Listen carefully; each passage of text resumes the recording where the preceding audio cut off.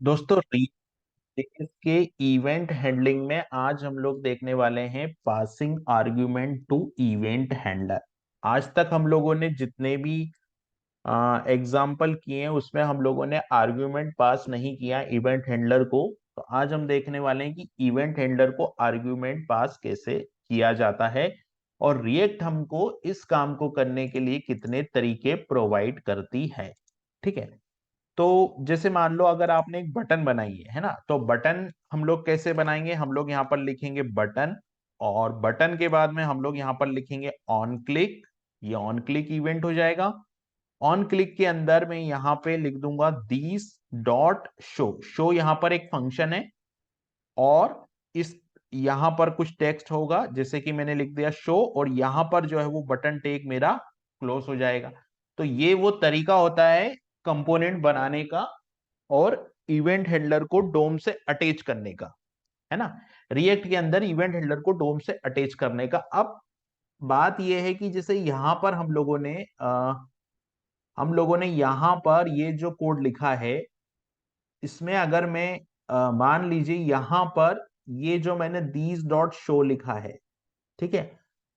अब एक तरीका जो हम लोग जो जावा स्क्रिप्ट का कोड होता है जिसको हम लोग वनीला जावा स्क्रिप्ट बोलते हैं, उसमें हम लोग ऐसे भी लिख सकते हैं कि these dot show, these dot show, और शो के अंदर हम लोग दीज डॉट आईडी पास कर दें, ऐसा कर सकते हैं।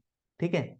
लेकिन ये जो कोड होता है, ये कोड रिएक्ट के अंदर वैलिड नहीं है। ये कोड रिएक्ट के अंदर वैलिड नहीं है, यानी कि ये दीज, यहां पर हम लोगों को अगर इवेंट पास करना है, इवेंट के अंदर अगर आर्गुमेंट पास करना है, तो ये वाला तरीका रिएक्ट अलाउ नहीं करती, है ना। ये चीज तो है, क्योंकि अगर ऐसा हम करेंगे तो जैसे ही पेज लोड होगा, ये क्या होता है, ये कॉल हो जाएगा, ये यहाँ पर ये कॉल हो जाएगा, कॉल बैक नहीं होगा। हमको यहाँ कॉल बैक बनाना है, कॉल नहीं करना है हमको, यहाँ क्या करना है, कॉल बैक बनाना है। तो कॉल बैक बनाने का ये जो तरीका है वो तो रिएक्ट के अंदर नहीं चलता। तो फिर इस काम को हम लोग कैसे कर सकते हैं? तो इस काम को करने के लिए रिएक्ट हमको तीन तरीके देती है ना। रिएक्ट कहती है कि इस काम को आप तीन तरीके से कर सकते हो। जो पहला तरीका है वो ये है कि आप एक फंक्शन बना दो और उस फंक्शन के अंदर से दूसरे फंक्शन को कॉल कर लो।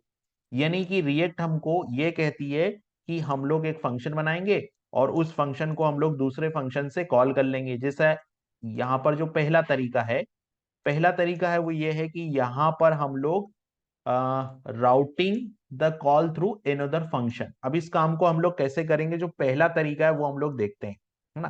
पहला तरीका है, मान लो आपने यहाँ पर एक बटन बनाया और इस बटन के अंदर ऑन क्लिक इवेंट पे मैंने फंक्शन को अटैच किया, जो कि फंक्शन है मेरा शो नाम से, ठीक है। और यहाँ इसको मैंने बंद किया, यहाँ पर शो हो गया, और यहाँ पर मैंने यहाँ बटन कर दिया, तो ये बटन हो गया मेरा। ठीक है, ये बटन हो गया मेरा। अब यहां पर मुझे क्या करना है कि routing the call through function, यानी कि यहां पर मैं एक फंक्शन बनाऊं, जैसे ये शो फंक्शन है ना, तो मैं क्या करूंगा, फंक्शन की बॉडी लिखूंगा।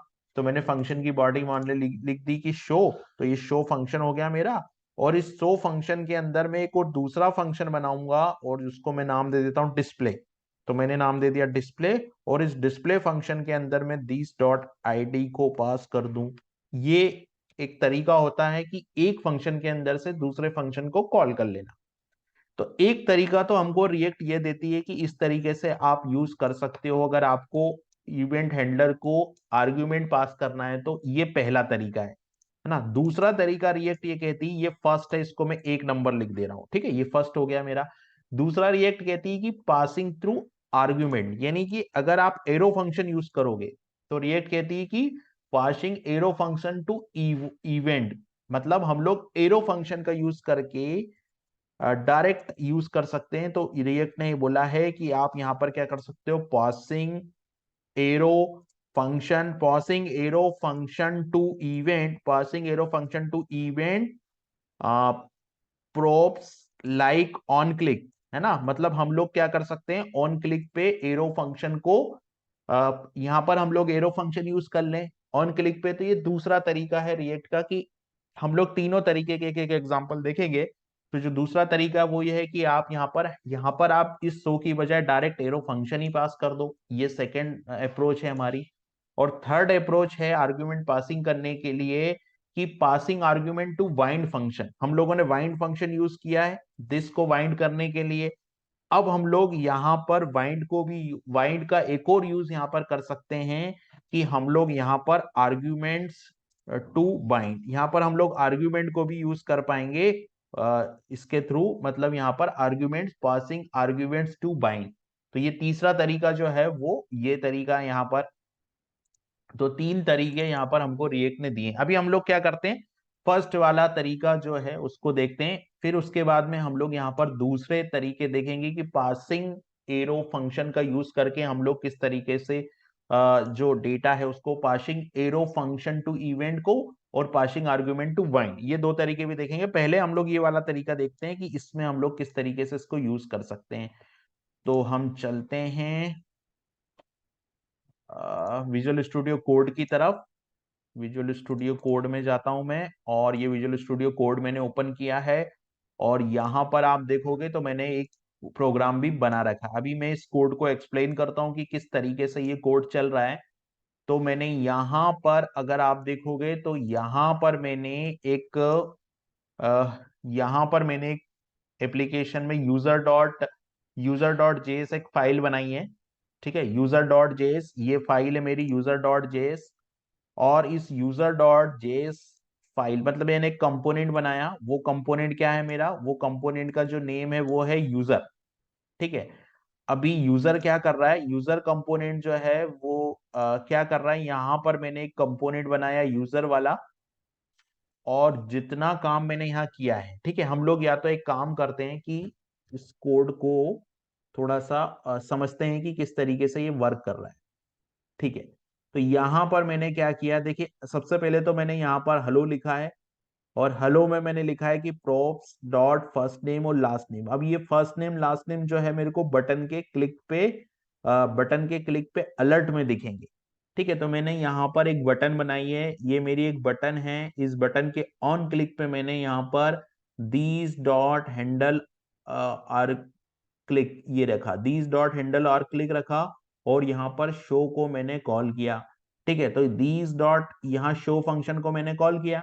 तो अभी क्या होगा कि जैसे ही कोई शो बटन पे क्लिक करेगा तो यहाँ पर ये handle A R G click ये फंक्शन चलेगा। Handle A R G click कहाँ पर बनाया मैंने, यहाँ पर handle A R G click बना दिया। अब handle A R G click को आप लोग देखोगे यहाँ पर एरो फंक्शन बनाया। तो मैंने एरो फंक्शन इसलिए बनाया क्योंकि मुझे वाइंडिंग नहीं करनी, क्योंकि मुझे दिस का यूज नहीं करना। मैं यहाँ पर वाइंड फंक्शन के थ्रू भी दिस एक्सेस कर सकता था, लेकिन मैंने को यहाँ पर वाइंडिंग नहीं करनी है। तो मैंने दिस डॉट हैंडल क्लिक पे this dot props dot first name, this dot props name last name, ये जो है वो मैंने पास किया हैंडल क्लिक को। किसके थ्रू, हैंडल एआरजी क्लिक। यहाँ दो फंक्शन बने, ये वाला जो फंक्शन है वो ये फंक्शन है, और इस फंक्शन से कॉल हो रहा है मेरा ये वाला फंक्शन। तो कुछ कुल मिला के एक फंक्शन के अंदर से दूसरा फंक्शन मैंने कॉल किया, और यहां पर जो है मैंने फर्स्ट नेम और लास्ट नेम को प्रिंट करवा दिया। फिर मैंने क्या किया, मैंने फिर सेकेंड नंबर पे एक जो एपीपी डॉट जेएस जो आउटर कंपोनेंट है उसमें मैंने दो कंपोनेंट को रेंडर करवाया। तो जो पहला कंपोनेंट है उसमें भी मैंने फर्स्ट नेम पास किया सचिन, लास्ट नेम पास किया मैंने शर्मा, और जो दूसरा कंपोनेंट है यूजर कंपोनेंट उसमें भी मैंने फर्स्ट नेम पास किया अनिल और लास्ट नेम पास किया शर्मा। और यहाँ पर देखिए जैसे ये दोनों कंपोनेंट रेंडर होंगे तो यहाँ पर ये शो बटन भी रेंडर होगी। जैसे ही दो कंपोनेंट रेंडर होंगे तो यहाँ पर जो है वो ये शो बटन भी रेंडर होगी। अब ये जो शो बटन यहाँ पर आएगी, ये जो शो बटन की ये जो शो बटन, तो बटन शो बटन के क्लिक पे, शो बटन के क्लिक पे एक अलर्ट आएगा, और इस अलर्ट में यहाँ पर ये जो अलर्ट आएगा उसमें दोनों नेम जो है वो शो हो जाएंगे। तो दो कंपोनेंट, सबसे पहले तो दो कंपोनेंट रेंडर होंगे। तो इसका अगर मैं आउटपुट की बात करूं तो कुछ आउटपुट इस तरीके से दिख रहा, यहाँ पर दो वैल्यू आ रही है। ठीक है, अभी मैंने जैसे ही क्लिक किया तो यहाँ पर देखिए फर्स्ट नेम लास्ट नेम आ रहा, और सेकंड वाला क्लिक करूंगा तो सेकंड वाले का लास्ट नेम फर्स्ट नेम आ रहा, मतलब सेकंड पे अनिल है तो क्लिक किया तो सेकंड पे अनिल आएगा, फर्स्ट पे सचिन है तो क्लिक किया तो फर्स्ट पे सचिन आएगा। तो इस तरीके से ये पहला तरीका था कि इवेंट हैंडलर को आर्ग्यूमेंट पास किया जाता है कॉल थ्रू फंक्शन। ठीक है, अभी दो तरीके और है, तो आने वाले वीडियो में हम लोग उन दो तरीकों पे भी डिस्कशन करेंगे और उनसे भी रिलेटेड हम लोग एक एक एग्जांपल करेंगे।